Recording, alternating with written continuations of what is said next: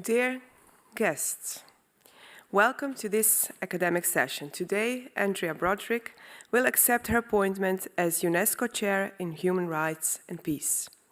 My name is Pamela Habibovic and I'm director of this university. Before I hand over to Andrea, let me tell you a little bit more about this extraordinary woman and scholar. Driven, focused, organized, honest, and with a lot of integrity. These qualities come back time and again when people describe Andrea. These qualities also serve her well as a scholar, lecturer, student supervisor, and coordinator of the Department of International and European Law. All these roles she fulfills with passion and 200% commitment. Yes, the current inflation surge also applies to commitment. Andrea has an open ear for everyone, is helpful, interested, and is always there for others. Her students and colleagues sincerely appreciate her for good reason. Andrea studied law in Galway and worked as a lawyer for a few years. In October 2012, she came to the Netherlands and she received a Maria Sklodowski-Curie Individual Fellowship from the European Commission to do research here at Maastricht University. That was more than 10 years ago, and she obtained her doctoral degree, and fortunately for us, she has not left. Her life takes place here in Maastricht and in Aachen, where she lives with her husband Franz and their 10-month-old daughter Alice. According to Franz, Andrea loves being a mom. She manages to combine motherhood perfectly with her university work, and I think many, at least women in this room, will understand that that is not an easy job. Franz does not understand how she does that either, answering emails, making phone calls, and at the same time preventing Alice from eating the rug. To unwind, Andrea likes to run. Inspired by Franz, who used to be a competitive swimmer, she can also regularly be found at the outdoor swimming pool in Aachen, and I've heard whether it is a swimming weather or not. But she's also from Ireland, right? So Galway especially. She then warms up with a good cup of cappuccino from Eleni Liebt Café, and when she is working at the faculty, she goes to Coffee Lovers, because she does not like the coffee from our machines. Well, we expect everyone in our community to hold themselves and us to the highest standards. So I hope this will help me personally too. But I digress. Back to Andrea's career. While still working as a lawyer in Ireland, Andrea dealt with contract law and employment law. She also worked as a legal officer in the banking sector and volunteered for free legal advice centers on disability rights cases. Her volunteer work gave her a taste for making a difference. That is why she made a switch to academia, so that she could contribute to matters of social importance through scientific research. That was a good choice.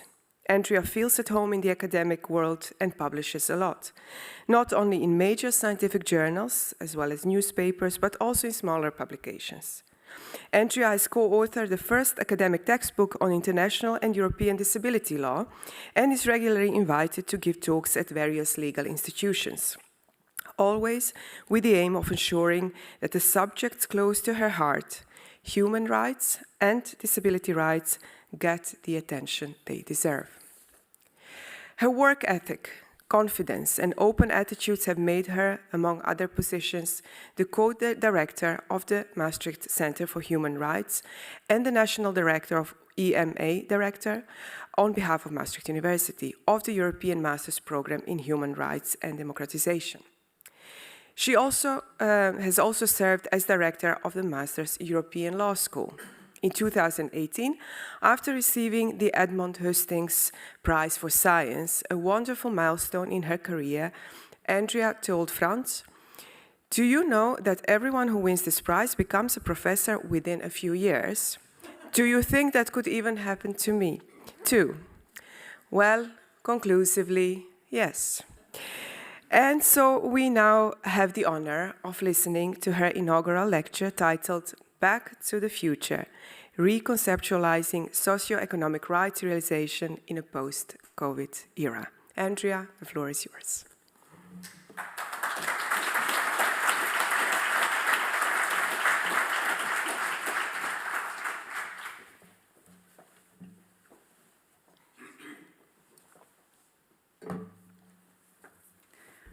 Dear Rector Magnificus, thank you for the lovely words.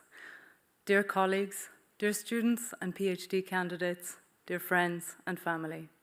Imagine a situation in which a young boy with quadriplegia who uses a wheelchair cannot access the upper floors of a primary school. Imagine his mother has to carry him on her back, even help him to use the bathroom.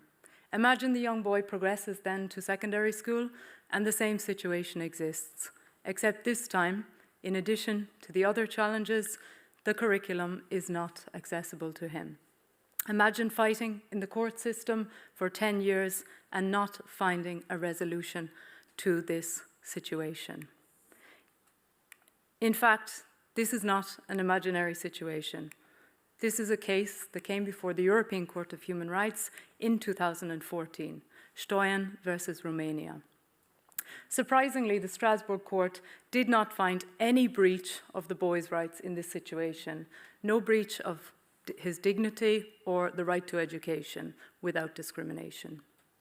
I tell this child's story not to elicit sympathy or emotion, but to demonstrate how poor decision-making can impact on the realization of socio-economic rights, in this case, the right to inclusive education.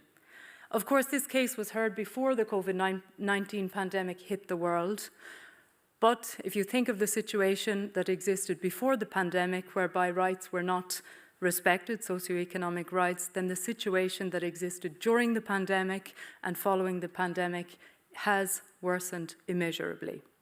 Not only the right to education, but many other socio-economic rights. Reflecting the alleged rights violations in that case that I have just described, I will use a comparative case study on the right to inclusive education, focusing on the two concepts that were at issue in the case of Stoyan versus Romania, namely the concepts of dignity and equality. Both of these concepts have actually been described as empty vessels, meaning they lack definition, there is not much substantive moral content to these concepts. Certain scholars have argued very convincingly that this is the case. Weston describes the right to equality as lacking in substantive content. Chris McCrudden very convincingly argues that the right or dignity as a principle is too vague of a norm. But I'm going to do what lawyers do. We agree to disagree, hoping that each is correct. So I will present my arguments to the contrary. My aim today is to show that these concepts are not empty vessels, that in fact they are simply waiting to be filled with content and can actually help in the realization of socio-economic rights post-pandemic. Respect for dignity and equality are the fundamentals for peace, and education is one means to peace. So I think the content of this lecture fits very well with the title of this UNESCO chair. The topic also fits very well with the work of the Maastricht Center for Human Rights and with very recent work by UNESCO on the right to inclusive education. Bearing all of that in mind, I want to take you this afternoon on a journey. I call this journey Back to the Future.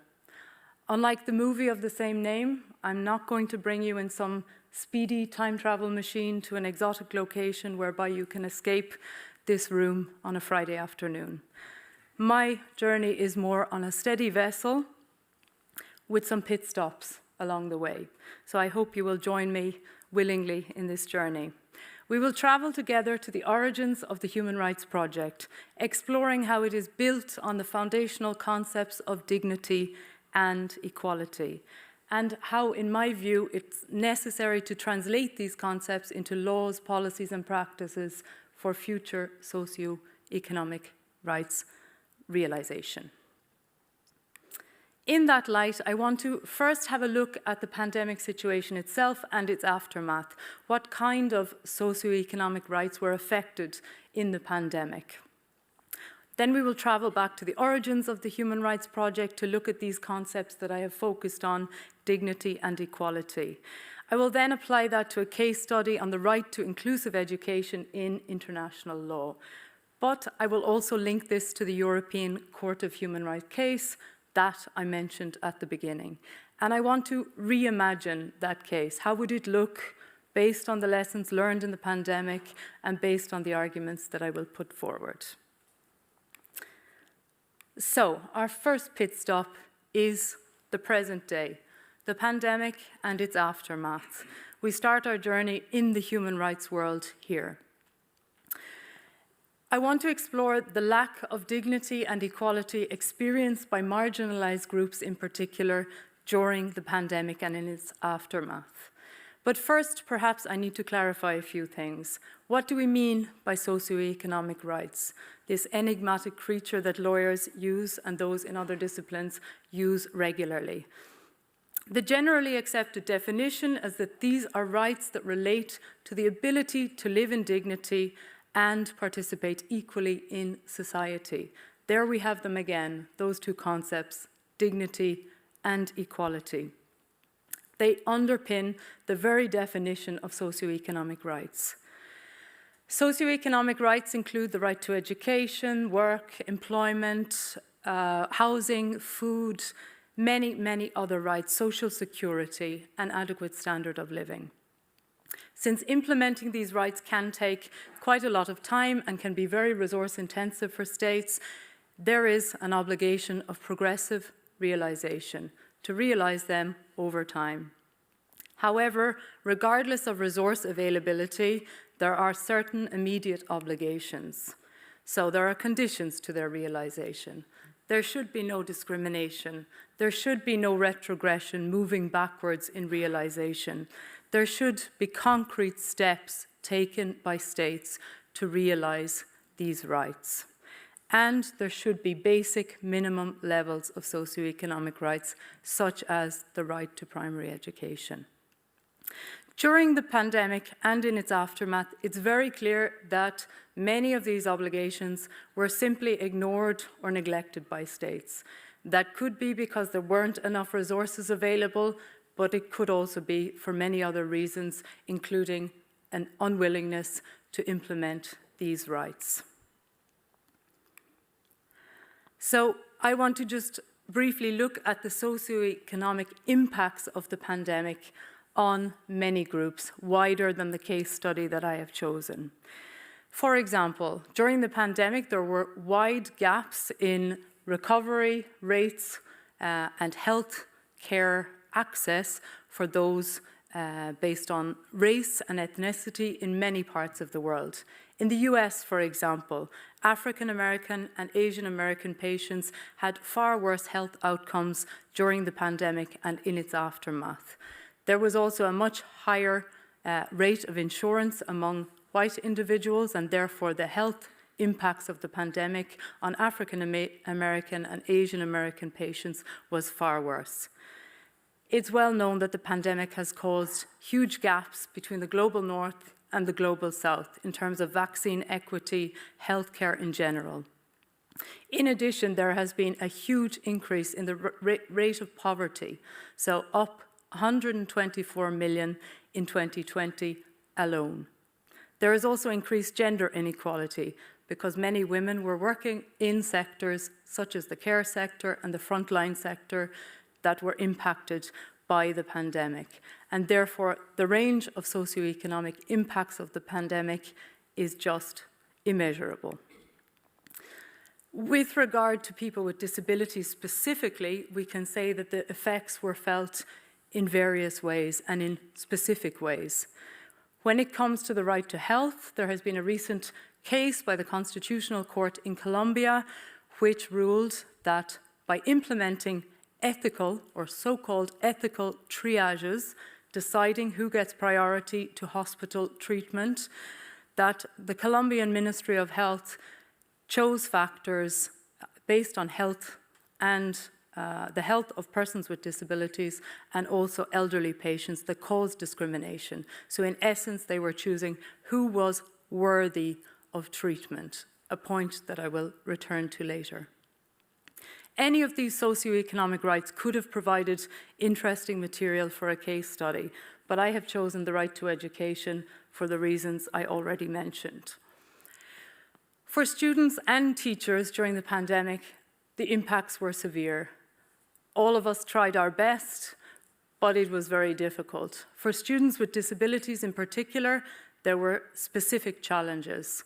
With the move to online learning, many students simply could not access online learning. Many of them did not have accessible material. Many of the technologies that they used in order to make material accessible was not compatible with mainstream technological platforms. In addition, in primary schools, students lost one-to-one teacher support. So they had to do without that. Normally they would have had that in a normal situation. They switched to online learning without any support at all. So you can imagine that the impacts were severe. There are many more impacts that I could describe, but these are just a few. Bearing that in mind, I want to return to the concepts that I have described at the outset. Let me take you back to the origins of the Human Rights Project, where we make a pit stop to discover what it means to live a life in dignity, or at least what does the concept of dignity actually mean, legally speaking, and how is that related to equality? Well, if we leap back in our time travels, we go back to the UN Charter and the Universal Declaration of Human Rights. Article 1 of the Universal Declaration states, all human beings are born free and equal in dignity and rights.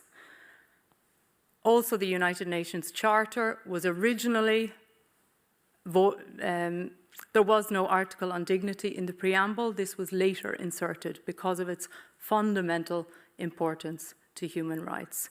If we move through time and through the treaties, we can see that dignity takes on even more significance in the United Nations human rights treaties, up to the present day, where the UN Disability Convention even contains 9 references to human dignity, and therefore its importance is immense. The concept does not remain in prehistoric times or in historic times. It is also used every day by courts to decide issues such as education, adoption, marriage, and many other issues. If we look to the European Union itself, it has emphasized the importance of human dignity in several cases, including Netherlands versus Parliament and Commission, where it said the rights in the Fundamental Charter of Human Rights must be implemented with human dignity in the substance of the rights. At the national level, human dignity is part of the constitutional traditions of some countries, such as Germany, and other countries less so. If we take a more global look at the world, human dignity is important in some countries and not in others. South Africa, however, has a really strong tradition of applying human dignity in socio-economic rights cases. In the famous Grootboom case, the South African Constitutional Court found that human dignity was at the essence of the issue of homelessness that was at the center of the case.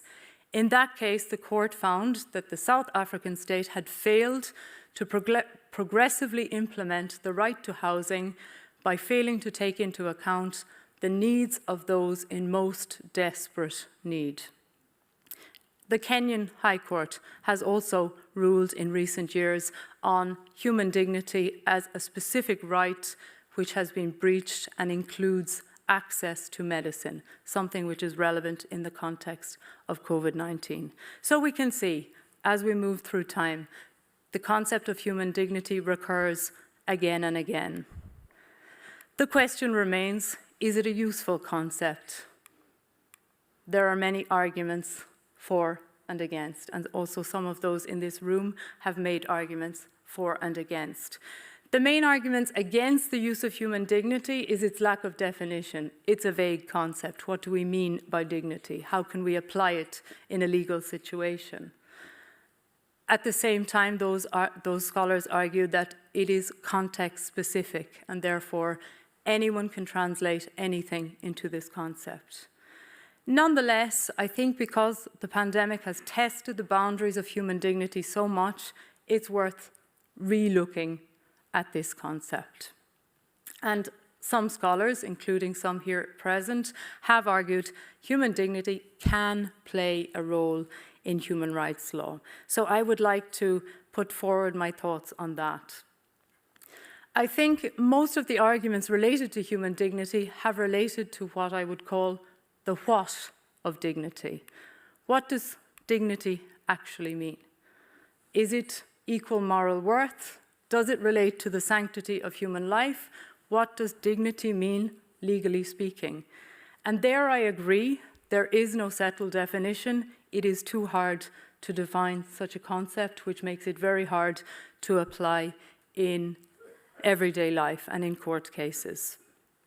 Most of the time, the argument has been made that human dignity relates to the equal moral worth of individuals. Clearly, in the pandemic, this is a terrible understanding of dignity. We have seen in hospital situations, in triage situations, that the equal moral worth is not a good concept for deciding on who is eligible for treatment, life-saving treatment. There have been many cases where we have seen that.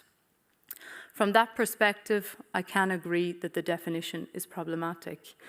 I would propose instead that rather than looking at what dignity means legally speaking, because that can be teased out in specific contexts in relation to specific rights, we would instead look at the when of dignity. Let me clarify what I mean.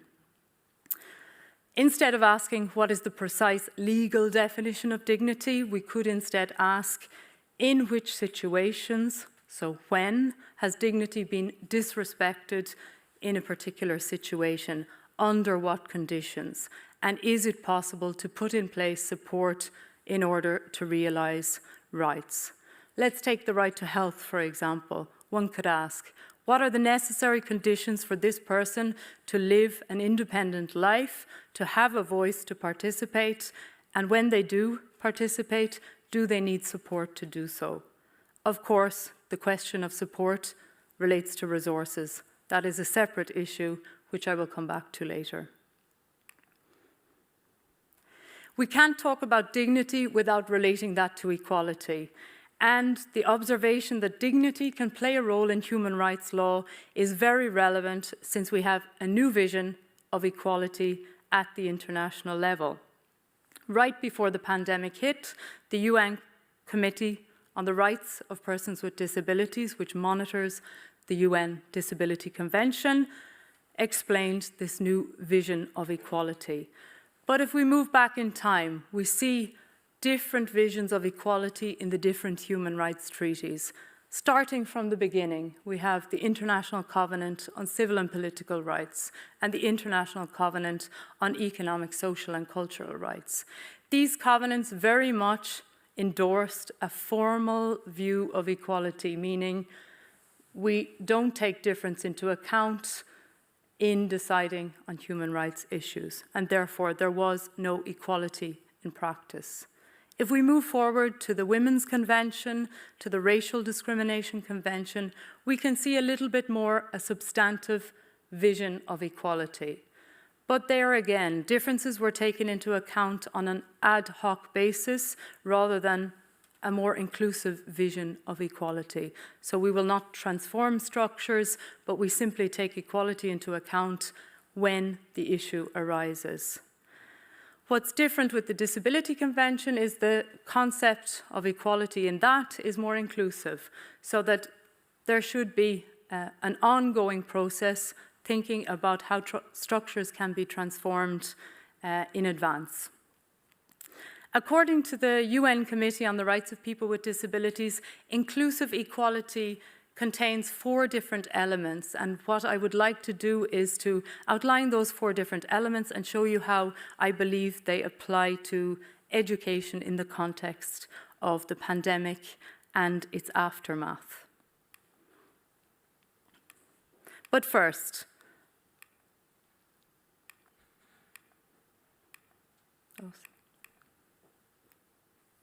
Sorry.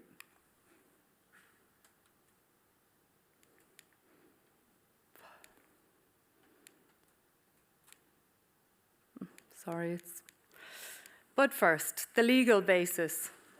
Sorry, the clicker. But first, the legal basis of inclusive education in international human rights law. The legal basis is contained in the UN Convention on the Rights of Persons with Disabilities, Article 24. It is actually the first legally binding instrument on inclusive education. It says that inclusive education applies to all levels of education, so primary, secondary, higher education, but actually also vocational training and lifelong learning. So it is a very wide understanding of what inclusive education is. UNESCO has actually said that inclusive education is not related to persons with disabilities per se. It is actually a process of addressing and responding to the diversity of learning of all learners. So by increasing participation in learning, we reduce exclusion both within and from education as a whole. It's not the same as integration. Integration means that we're looking at simple changes to the norm. We require the learner to fit in with the norm, and from time to time, we will change structures to integrate the learner. This is not true inclusion. So Article 24 of the CRPD requires a more holistic vision of inclusive education. It really requires a transformation of the way of doing things so that all can learn in a diverse way according to their needs. It's not a simple process, as we know as teachers and educators. What I want to do now is to look at how the inclusive model of equality applies to inclusive education as we know it, and also in the context of the pandemic. The first aspect of inclusive education and inclusive equality in this case is the accommodating dimension. If we think back to the pandemic, it's quite fresh in our minds. Many instances of discrimination occurred because the specific needs of various groups were not taken into account. So, for example, many learners with visual impairments could not follow online education.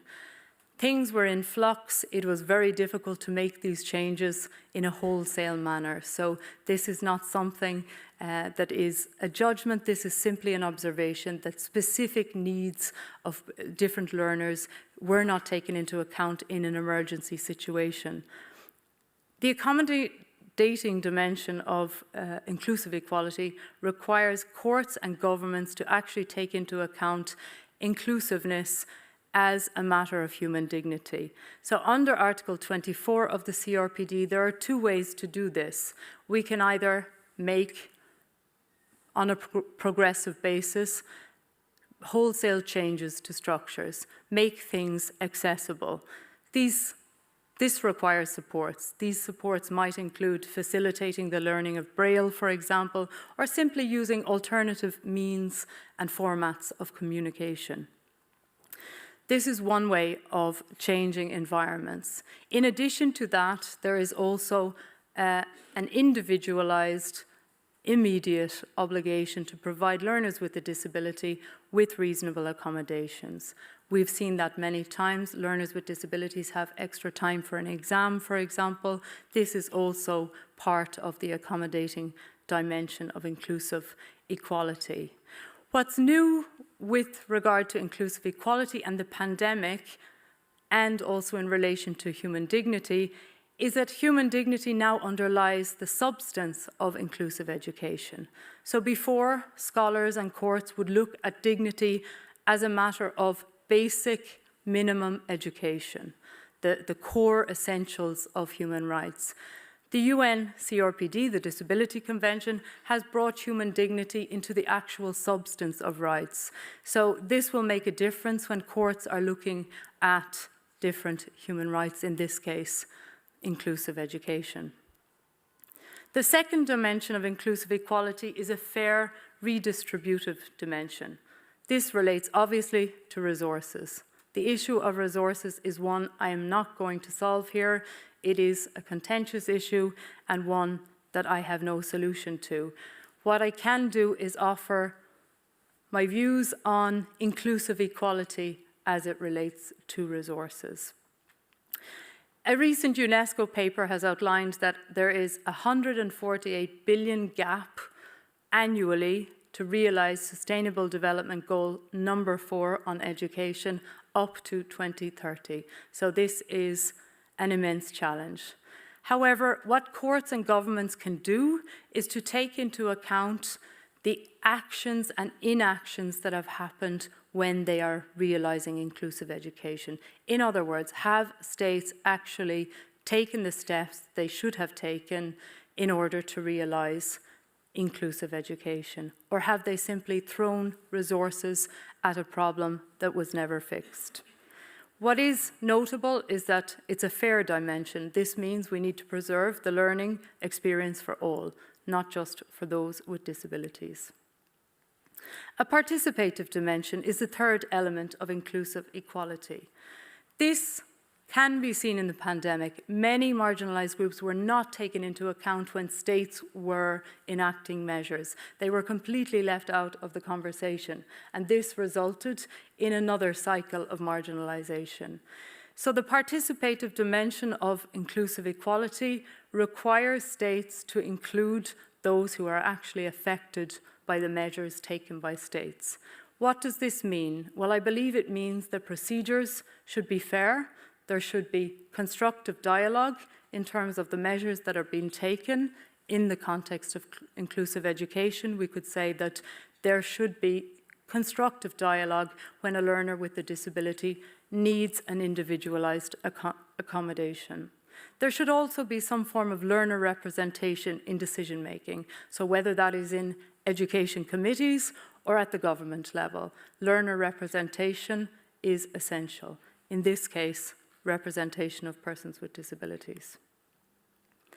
And the final dimension is a recognition dimension. According to the UN Committee on the Rights of People with Disabilities, recognition means combating stereotypes, prejudices and other as a matter of human dignity.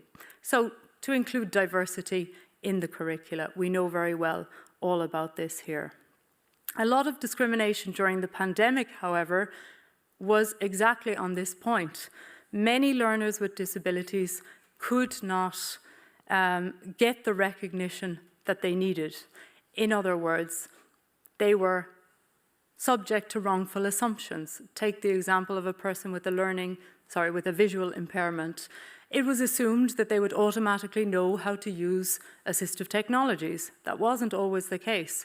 Some persons with disabilities acquired their disability at the beginning of the pandemic and did not have any experience with the various technologies that would have been put in place or should have been put in place. And therefore there were assumptions made which resulted in other cycles of marginalisation. I believe that the recognition dimension of equality requires us to contextualize equality. What does it mean in this specific context for this specific person? And to counteract these wrongful assumptions. We can only do this through education and awareness training. This is what Article 24 of the Disability Convention also says. These are the 4 elements of inclusive equality applied to inclusive education. I hope they have provided us with enough content or fuel to continue our journey to the next pit stop, which is in essence our last pit stop, reimagining the case of Stoyan versus Romania. This case did not result from the pandemic. It had nothing to do with the pandemic. But nonetheless, I think the norms of dignity and equality featured so heavily in that case that the case requires rethinking. How could the court have used these concepts of dignity and equality as a kind of vehicle for translating fundamental principles that underpin socio-economic rights? Of course, we know that the European Convention on Human Rights is not primarily an instrument that deals with socio-economic rights, but it does have an article on education. it does have an article on equality, and therefore I think this deserves consideration. What we could ask is, what does dignity and inclusive equality actually mean for the European Court of Human Rights? The concept is not contained in the text of the European Convention on Human Rights. Nonetheless, it's mentioned more than 2,000 times in the judgments of the courts. It's sometimes used by the court to nudge states towards compliance, to illustrate how serious a violation is, or to develop the scope of the rights in the Convention. However, the court is not consistent in its findings in that regard, which in many instances is understandable. At the same time, we have the equality provision in the European Convention on Human Rights. The court often applies it, and often it does not apply it. Sometimes it mentions several provisions of law that are relevant to equality and then completely ignores equality in the findings of the case, as was evident in the case of Stoyan versus Romania. It's still worth recalling that we're dealing with two different legal systems. On the one hand, we have the UN Disability Convention with far-reaching provisions. On the other hand, we have the European Convention on Human Rights, which is a totally different legal framework. But what's interesting is the court has already mentioned inclusive equality in its judgments. We have the case of Sinta versus Romania, where the court itself mentioned inclusive equality without going much further. But we also have a dissenting opinion in the case of Camano Valla versus Spain, and this one is really interesting. It cites an article by Professor Jenny Goldschmidt, which many of you will know, and her arguments in that article, which I think are worth outlining. She argues, the Convention on the Rights of Persons with Disabilities challenges the court to reconsider its own cases. Progressive realization of the rights of the Convention demand a more fundamental rethinking of laws and cases. What she meant by this was that equality should not be seen as an exception.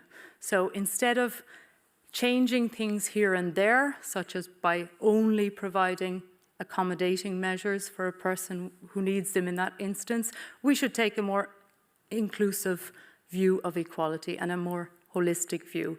Try to anticipate in advance what might be needed to realize equality. With that in mind, and the fact that the court has already mentioned this version or vision of equality, I want to somehow reimagine the case in brief. I think if we look at those 4 dimensions of equality that I mentioned some time ago, the first dimension is accommodating, an accommodating dimension. In the Stoyan versus Romania case, there were many provisions of law, Romanian law, that provided for supports, but these supports never made it into practice, never made it down to the individual applicant in that case. There were also court orders requiring the local authorities to provide these supports. Nothing made it down in substance to the applicant in that case. He was provided here and there with accommodating measures, but not what was ordered by courts. In addition, his mother had to go through enforcement proceedings to get the national authorities to comply with the court orders. All of this taking much time, taking away from his education. What's interesting is that the orders of the national courts were totally hampered at the government level. So there was relentless objections to these court orders, again taking away from the right to education. Surprising, therefore, that the European Court of Human Rights did not think it even merited time to consider the right to equality in this instance. The very least the court could have done was to investigate why the court-ordered supports were not actually available in practice, and to at least appraise the lack of measures for this individual applicant on his dignity and his independence. The second instance or dimension that we looked at already is the fair redistributive dimension. In this case, money was actually spent on giving this boy some supports. However, none of the supports reached him in time. By the time they arrived, he had changed to the next school. And much of the money was spent on supports that were not even effective in the first place. And therefore, I think reimagining this case, the European Court of Human Rights, it cannot interfere to tell states how to allocate resources. The very least it could do is to see progressive realization as more than a procedural obligation to allocate resources, to actually look deeper at what was ordered at the national level in the court system and what actually reached the individual applicant in that case. It did not do so. Thirdly, the participative dimension. In this case, like I mentioned, many of the supports were not effective for this boy. So I believe that the court could have looked more closely at the national proceedings in the national courts and assess solutions which would have enabled the individual in this case to realize his right to education as close as possible, in conditions as close as possible to other students, without, of course, imposing a disproportionate burden on the educational institution. The court did not mention anything about this. And finally, the court completely ignored equality. It didn't even mention equality in its findings. It completely bypassed consideration of equality. It also completely bypassed the numerous legal documents that were put before the national courts showing the indignities and the lack of dignity suffered by this individual applicant. His mother carrying him on her back to use the toilet. His mother carrying him on her back to access the upper floors of education. These were all indignities that were dealt with at the national level, and there was no mention at all in the final ruling of the court.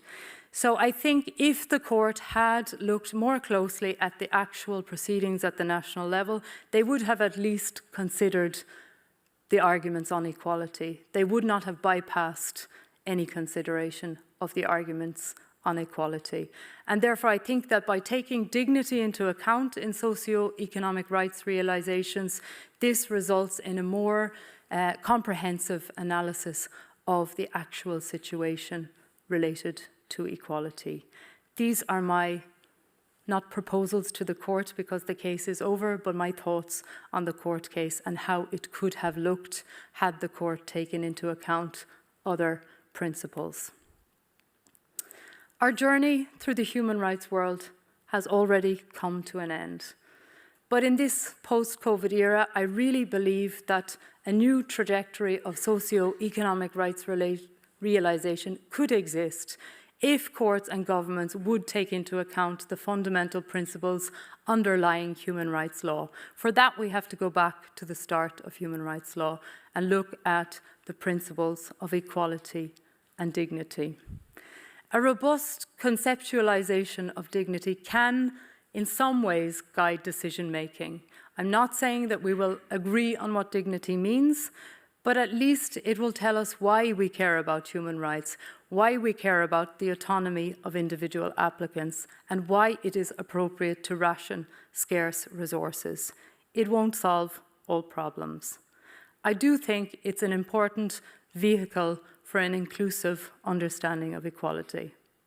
I hope I have managed to convince you in some small way that these concepts are relevant to human rights and that they can perhaps take us forward in a post-COVID era. If not, I leave the last words to the literary giant William Shakespeare.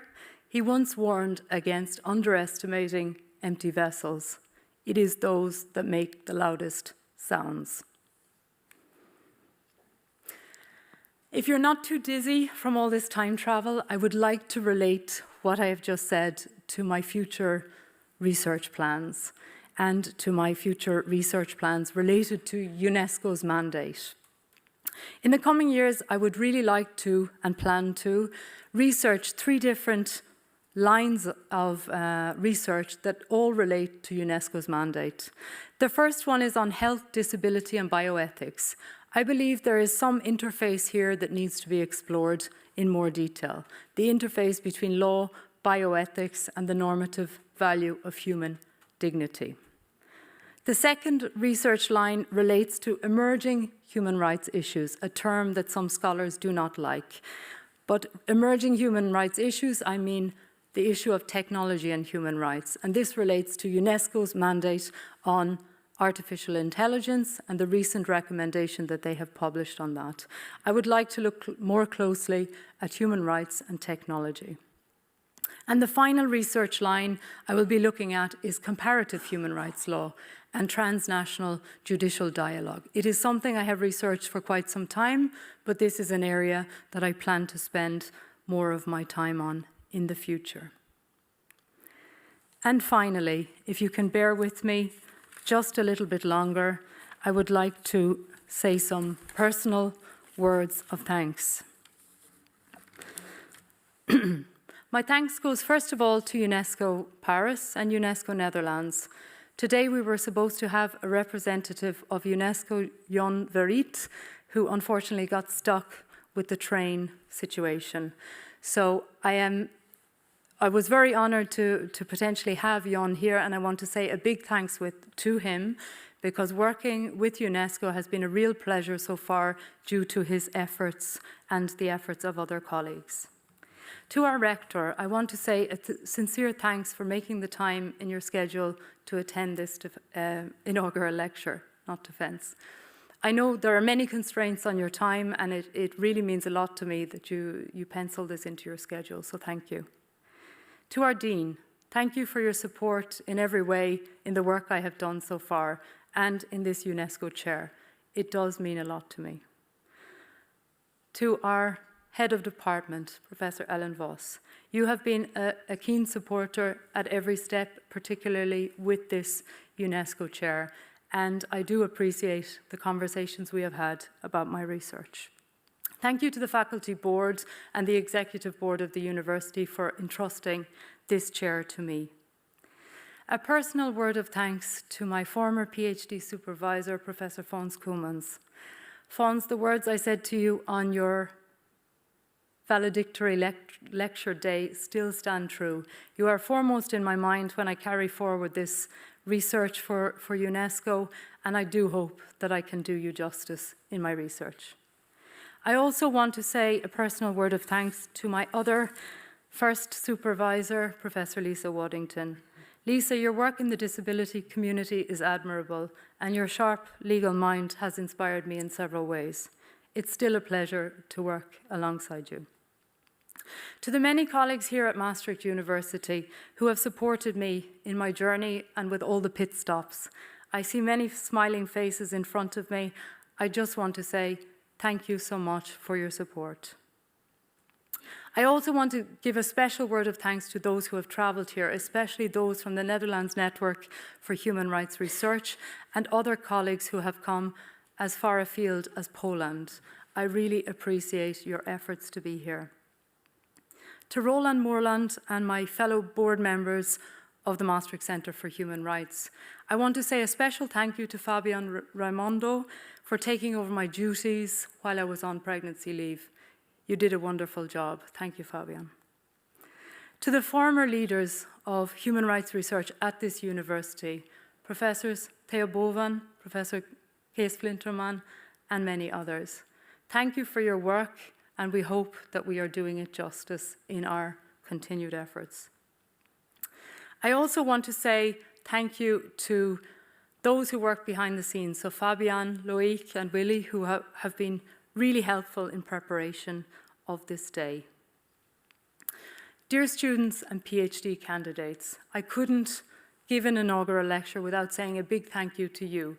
Most of my most valuable lessons have come from you, so it has not been only a great privilege to teach you and to interact with you, but actually I have learned so much about the world of human rights from you. Finally, my family. Dear Francie, thank you for your words to the rector earlier. They were very much appreciated. Dear Francie, every vessel needs a co-pilot, and you have been mine.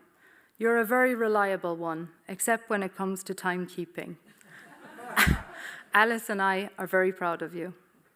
To my family-in-law, Rudy Balmer and Gabriella Balmer, Gabriella cannot be in the room at the moment, but I want to say a special thanks to her for all her babysitting duties, without which I would not have been able to attend conferences.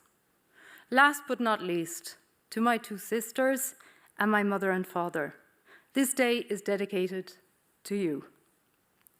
My father is known as the man of few words, but they are always the wisest words. We sat at our table in Galway many, many years ago before I came to Maastricht, and you told me, give up your job as a lawyer, go and be an academic. Within 3 months, I was in Maastricht. Always a man of wise words.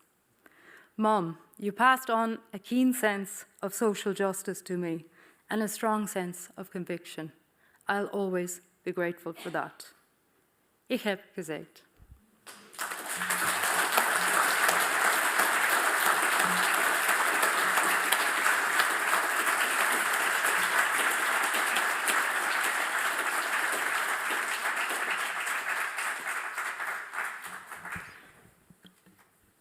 Dear Professor Broderick, dear Andrea, thank you very much for this very, very interesting inaugural lecture.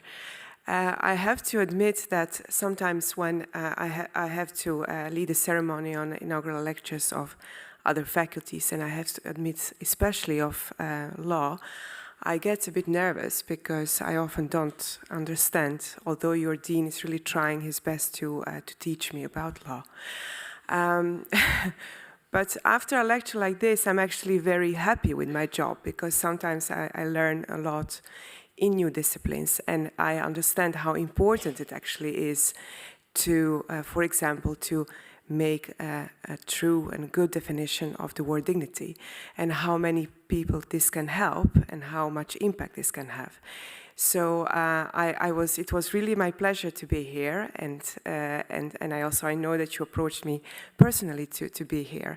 And it is not only my job, but I'm also extremely pleased to have such a talent at our university, and I should also say, although maybe I should not, but female talent in particular. So I'm very, very happy that you are here today, and I should also thank your father for convincing you to leave your job as a lawyer and become an academic, because we do appreciate academics like you. We do appreciate people who really do their jobs, their scientific work with hold their hearts and make such a great impact. So thank you very much for your lovely lecture. Thank you to all guests for being here today. And before I close, I should say that there is a reception, right, just in the rafter. So please allow the cortege to leave the room first, and then the rest can follow. And with that, thank you all again, and I officially close this academic ceremony.